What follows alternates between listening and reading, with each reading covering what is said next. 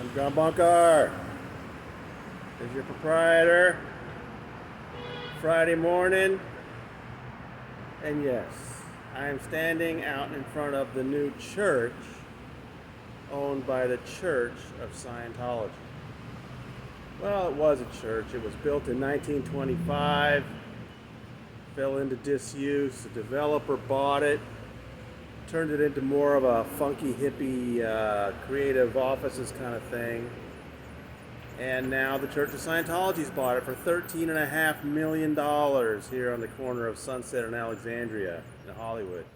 And we're just like 2 blocks west of the Big Blue Complex, which Scientologists know as PAC Base, Pacific Area Command. But those of us who live in LA, I'm from LA, think of it as Big Blue downtown. Anyway, we still have no idea why David Miscavige bought this church.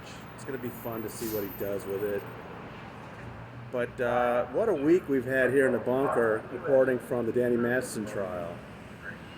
And listen, if you're seeing this on YouTube, I want to remind you, all of my reporting from the trial is showing up at tonyortega.substack.com. Please sign up for free emails there. You'll get my massive, voluminous reports from court just minutes after stuff happens. This week, of course, there was jury selection in the retrial. Had some really big things happen, really interesting developments.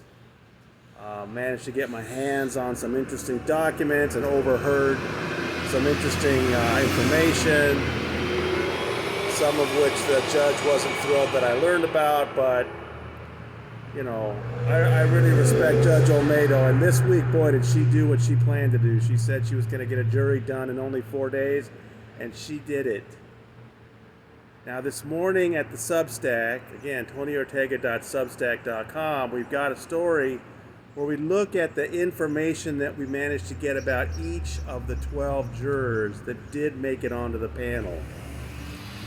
And Megan Cuniff, a fantastic reporter who works out of the courthouse, absolutely top-notch reporter, she noticed something in my notes. She noticed that yesterday afternoon, Ariel Anson, the deputy DA, one of the 2 prosecutors, questioned Juror 5 about the fact that he had left a question about whether he knew Danny Masterson blank on his questionnaire. And she wanted to know what that was about. Does he know Danny? And the juror said no, he just meant that he knows him from the TV show. And we assume he's talking about that 70s show. It could have been The Ranch, who knows, but he apparently, when she asked him about that, the fact that you know him from the show, you like him from the show, would that impair your ability to be fair in the trial? And his answer was, or she asked him why or whatever. He said, because Danny's very talented. So this potential juror, prospective juror, had told the DA that they really like Danny's show, that he thinks he's talented, but that, yes, he could be fair in the trial. That was juror number 5. And see, the lower numbers have a very good chance of being on the jury. They start out with like 200, but this is twice now when I've been in Judge Olmedo's courtroom, and nobody with a number higher than 100 gets in. They just like to have a lot of extra just in case. So, juror number 5, he's on that 12 to begin with. And so it's a matter of, do they want to, both sides might stipulate to get rid of him for some reason, but they didn't. So it came to peremptories, and it was up to the prosecution, and now they knew he was a fan, but they said initially they were happy with the panel. They didn't want to remove anybody.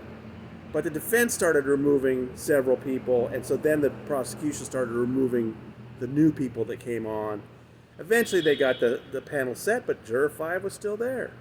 So now, in the comments today, Texas Lawyer pointed out that it might not really be an issue if he's a fan, because you're taking risks on anybody, and just the fact that he likes that 70s show doesn't mean he's not going to react negatively once he hears the testimony from the Jane Does. React negatively towards Masterson. So It may not be a big deal, but I thank Megan Kuna for pointing that out to me. And I hope you start getting those reports and checking them out. We're going to have 3 or 4 reports a day once testimony starts on Monday with opening statements. And we'll be very, very busy. So, yeah, from Dave Miscavige's new church here in Hollywood, East Hollywood. This is your proprietor signing out.